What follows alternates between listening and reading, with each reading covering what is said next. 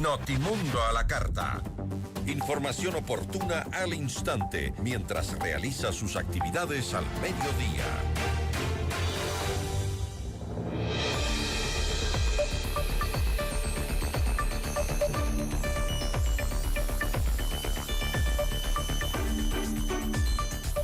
El sector productivo de Ecuador y Colombia levanta una alerta conjunta. La Cámara de Industrias y Producción, CIP y ANDI, advierten que la escalada de aranceles entre ambos países, con una tasa del 30% anunciada por Ecuador y medidas de respuesta desde Colombia, amenazan directamente a consumidores, cadenas productivas, competitividad industrial y uno de los procesos de integración económica más antiguos de la región.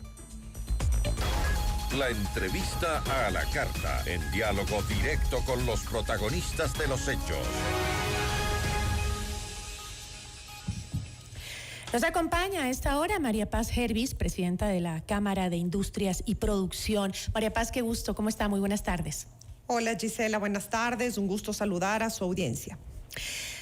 María Paz, el comunicado, leía, advierte que estas medidas afectarán directamente a los consumidores de ambos países. ¿De qué forma concreta veremos ese impacto en precios, abastecimiento y acceso a bienes especiales en Ecuador?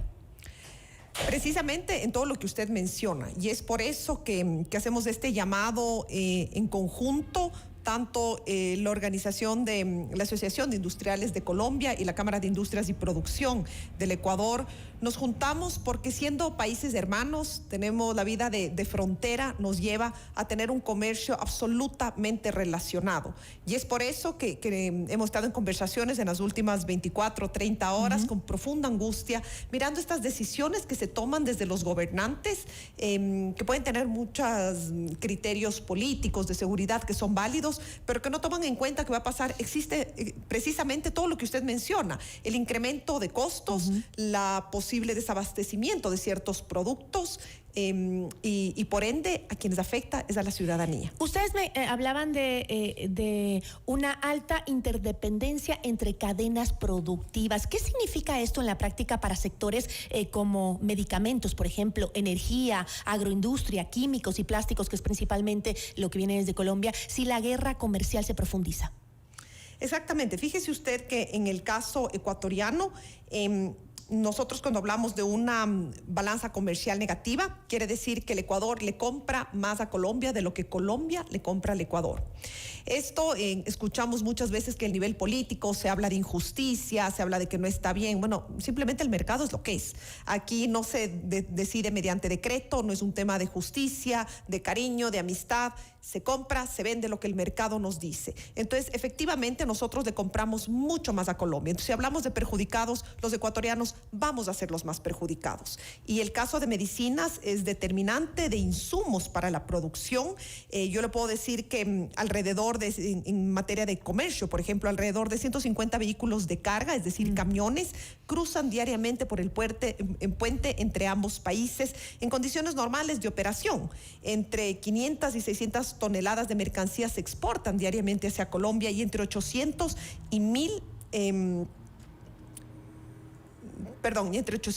toneladas ingresan desde Colombia hacia el Ecuador, reflejando que existe una intensidad en este corredor. Entonces, si de repente nosotros incrementamos este arancel, por un lado tenemos que los costos suben tanto que vamos a tener que variar todos los precios y por ende vamos a perder mercados. ¿Qué industrias ecuatorianas quedan más vulnerables frente a este escenario? ¿Y qué efectos, justamente lo que nos estaba diciendo, pueden tener? Las importaciones de plásticas y resinas desde Colombia generan encadenamientos productivos en sectores claves de la industria ecuatoriana. El comercio en Colombia es 56% más barato que con otros mercados. ¿Qué quiere decir esto? Que para nosotros como Ecuador es más barato en términos de 56% el mantener relaciones comerciales con Colombia. ¿Por qué? Por varias condiciones. Decir, ponernos a buscar ahorita otro mercado nos va a salir mucho más caro. No es tan fácil como dicen, bueno, compren otros insumos, exploren otros mercados. Eso toma meses como mínimo, si no son años. Y le explico por qué brevemente, Gisela. Existe la cercanía territorial, que es clara, pero también existe la estructura de la CAN, que no es menor. La CAN es la integración económica más antigua del mundo, y nosotros a partir de ahí tenemos una serie de acuerdos, de beneficios, que superarlo de un día para el otro a partir de un mensaje en la red X no es tan sencillo. Ahora, ¿qué hay del empleo? ¿Esto podría también afectar la situación de empleo en el país?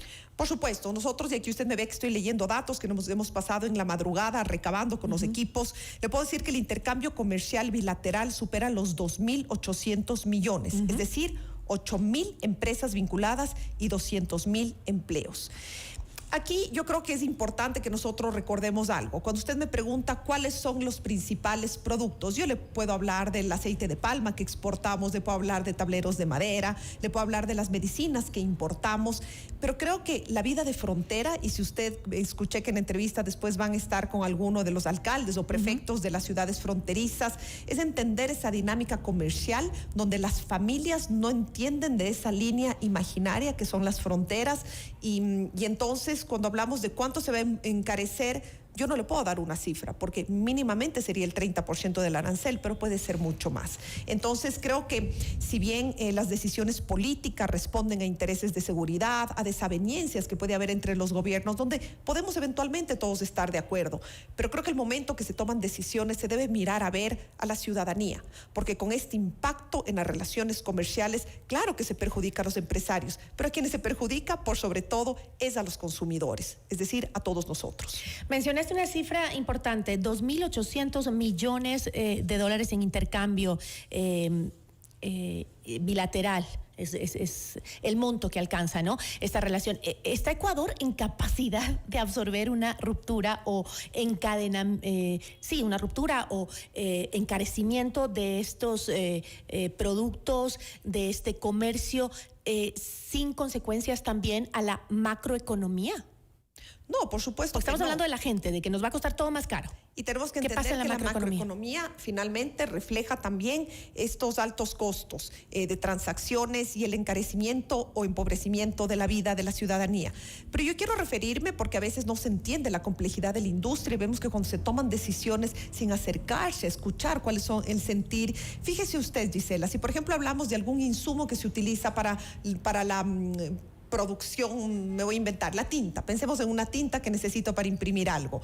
No es tan fácil como que yo este momento levante el teléfono o entre a un buscador en internet y busque otro proveedor. Le hablaba de la cercanía geográfica, le hablaba de los acuerdos comerciales que existen al ser parte de la CAN. No todas las maquinarias se adaptan a todos los productos. Tenemos que hacer pruebas. Después existe una serie de reguladores domésticos que son importantes y necesarios, donde también estamos sobreregulados. Dependiendo del producto tendrá que verse ARCSA, INEN, y los permisos aquí no te salen de un día para el otro. Yo pregunto, ¿nosotros dejamos de entregar, de cumplir con los compromisos comerciales de producción que hemos adquirido, o simplemente trasladamos, como va a pasar, el precio? Si te cuesta más la materia prima, te cuesta más el producto final.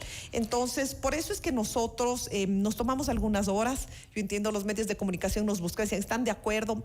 Más allá de estar de acuerdo o en contra, estamos profundamente preocupados. Buscamos acercamiento, hablando con nuestro gobierno, con las autoridades, y nos juntamos inmediatamente con nuestros colegas colombianos, con quienes la relación es natural y fluida, y compartimos la preocupación, pero sobre todo la propuesta de limar asperezas, de dialogar, de sentarnos, de que se sienten nuestros gobernantes, que encuentren medidas, resoluciones, cooperación y empatía con la ciudadanía. ¿Han tenido algún contacto ya con el gobierno, alguna respuesta frente a sus preocupaciones? Sí, por supuesto. El día de ayer, de manera muy gentil, la canciller de la República, el ministro de la Producción, se comunicaron conmigo en particular para trasladar al sector empresarial el sentimiento de comprensión en términos de ellos, de la dificultad que esto genera. Nos han pedido también que entendamos que estas medidas responden mayoritariamente a consideraciones de seguridad. Esto no implica que al sector empresarial o productivo no le importa los problemas de frontera. Los sentimos, los sufrimos todos los días,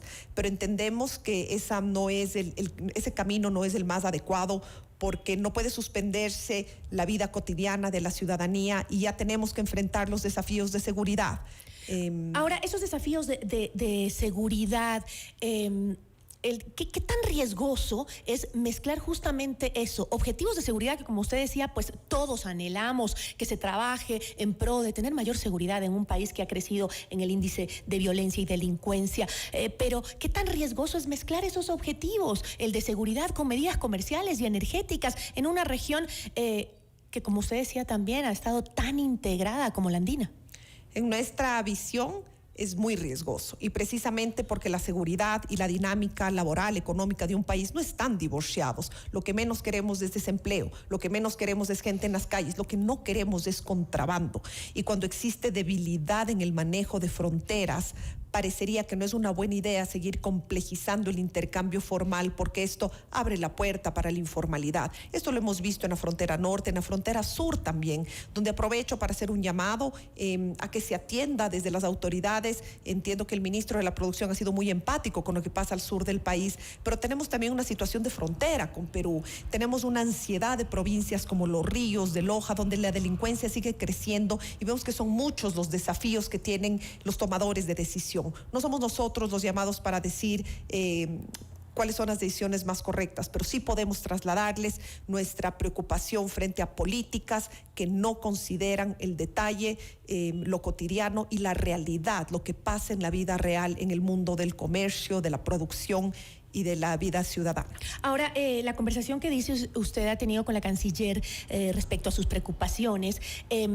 ¿Le mencionó acaso cuál ha sido el paso o cuál va a ser el paso inmediato para desescalar las tensiones con Colombia? Tal vez hubo la posibilidad de que se suspendan estos aranceles y abrir una mesa técnica binacional. No sé, ¿le dijo algo de eso? Ese es nuestro pedido. Sin embargo, yo traslado la postura de la canciller, que nos ha demostrado que está muy comprometida con el diálogo, y me pidió que comparta también ese mensaje de compromiso con el sector productivo, que ellos van a insistir en el diálogo para poder llegar a unos acuerdos mínimos con el gobierno de Colombia, pero con la misma intensidad yo le solicité y le pedí que traslade al señor presidente la urgencia y la solicitud de que se depongan estas medidas.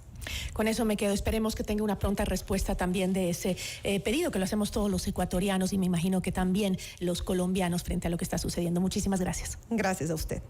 Estuvo con nosotros María Paz Gervis, presidenta de la Cámara de Industrias y Producción. Ya volvemos con